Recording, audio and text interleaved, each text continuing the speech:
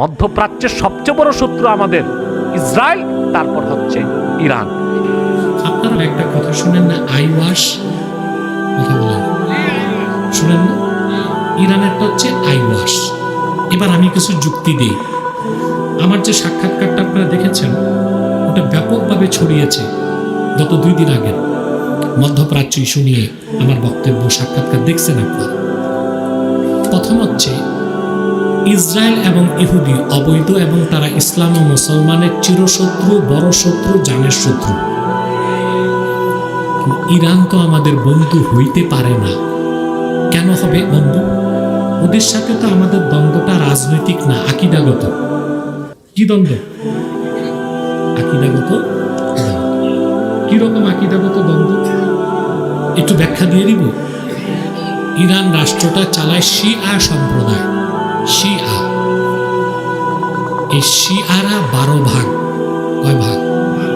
এটাকে বলা হয় ইসনা আশারিয়া।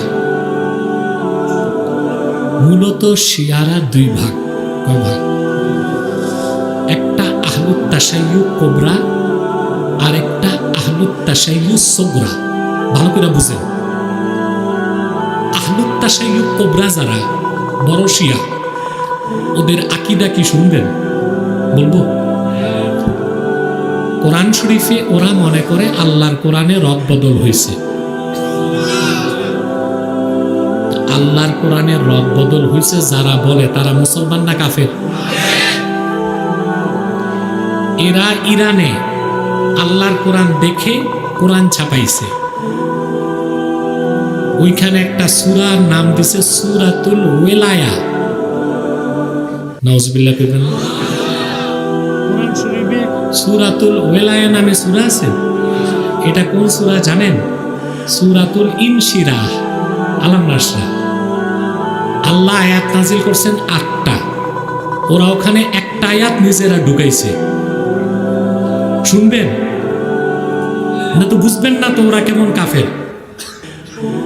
আলাম নাশরাহ লাকা সাদরাক ওয়া ওয়াদা'না আনকা বিজরাক আল্লাযী আনকাযা যাহরাক ওয়া রাফা'না লাকা যিকরাক ওয়া জাআলনা আলিয়ান সাহরাক। এই একটা আয়াত তারা কোরআন শরীফে ঢুকেছে। এইভাবে অসংখ্য আয়াত বানায়া ঢুকাইতে চাইছে আর অসংখ্য কোরআনের আয়াত বের করতে চাইছে। তারা সফল হয় নাই, হবে না। কারণ ইন্না নাহনু নাযালনা যিকরা ওয়া ইন্না লাহু লাহাফিজুন। আর এইরকম আহলুত তাশাইয়্যু কোবরা যারা, তাদেরকে তো আমরা মুসলমানই মনে করি না। ইহুদিরা বড় কাফের, ওরা ছোট কাফের। তারা কিভাবে ফিলিস্তিনি মুসলমানদের বন্ধু হবে?